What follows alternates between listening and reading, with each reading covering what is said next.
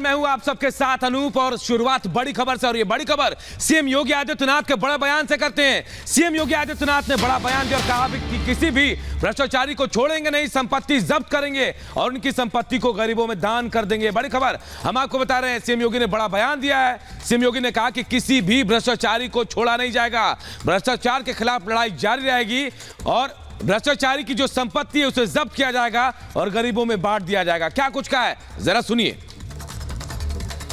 उत्तर प्रदेश देश का पहला राज्य था जिसने दंगाइयों को सबक सिखाने के लिए ये कहा था कि उत्तर प्रदेश में अगर दंगा करोगे तो खानदान ने 7 पीढ़ियों ने जो संपत्ति बनाई होगी उस संपत्ति से भी वंचित हो जाओगे।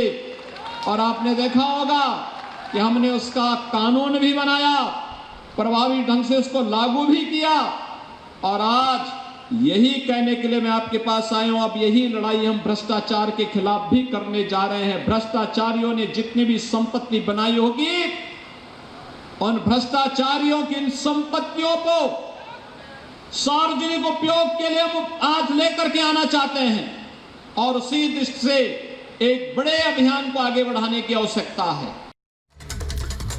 और एक ये बड़ा मैसेज देने की कोशिश दरअसल भ्रष्टाचारियों को दी गई। इसी पर और विस्तार से बात करते हैं। हमारे सहयोगी विवेक राय इस वक्त हमारे साथ जुड़ चुके हैं। विवेक, साफ तौर पर ये जता दिया और 2 टूक यहां पर कह दिया कि कोई जीरो टॉलरेंस की नीति है भ्रष्टाचार को लेकर। ये भ्रष्टाचारियों को सीधा जवाब। जी हाँ, बिल्कुल योगी आदित्यनाथ ने हमने इसके पहले भी देखा है कि लगातार भ्रष्टाचार को लेकर के उनके जो स्टेटमेंट रहे भ्रष्टाचारियों पर जो लगातार एक्शन भी वो करते रहे। पिछले हमने ये भी देखा कि तकरीबन 10 से ज्यादा ऐसे लोग रहे जिनको भ्रष्टाचार के आरोप रहे और उनको सेवानिवृत्ति तक की पोस्ट, उनको रिटायरमेंट तक की बात सीएम योगी के रेजिम में हुई है।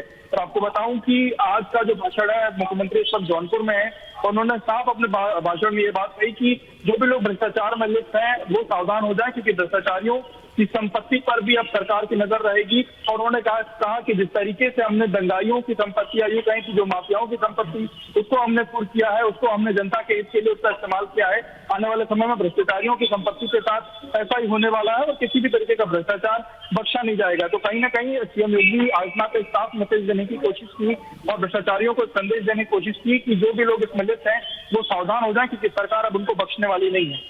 बिल्कुल विवेक, सरकार ये भी बता रही है, बीच बीच में हम देखते हैं कि कार्रवाइयां होती रहती हैं और वो रुख बरकरार रहने वाला है जब तक पूरी तरह से कानून का राज नहीं हो जाता। क्योंकि कहीं कहीं जो अपराधी हैं वो बेखौफ अगर होते हैं तो उनको सीधा मैसेज मंच से ही दे दिया है मुख्यमंत्री ने। बिल्कुल योगी आदित्यनाथ लगातार इस बात को लेकर के मुखर रहते हैं, माफियाओं पर, दंगाइयों पर उनकी वो हमेशा मुखर होकर के अपनी बात रखते हैं। भ्रष्टाचारियों पर भी वो हमेशा कार्रवाई करने की बात करते हैं और हमने पिछले 5.5 साल के कार्यकाल में उनकी ये चीजें देखी भी हैं।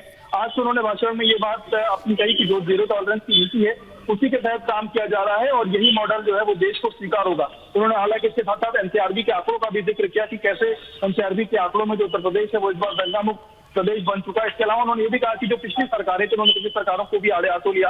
उन्होंने कहा कि भ्रष्टाचार जो है वो पिछली सरकारों में उनके जीन्स में घुस चुका था।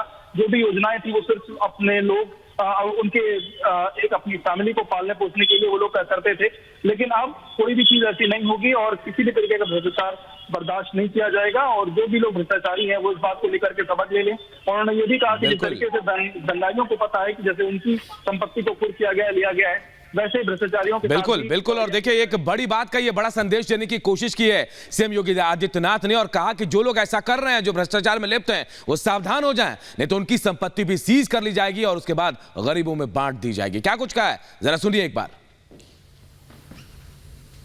उत्तर प्रदेश देश का पहला राज्य था जिसने दंगाइयों को सबक सिखाने के लिए ये कहा था कि उत्तर प्रदेश में अगर दंगा करोगे तो खानदान ने 7 पीढ़ियों ने जो संपत्ति बनाई होगी उस संपत्ति से भी वंचित हो जाओगे।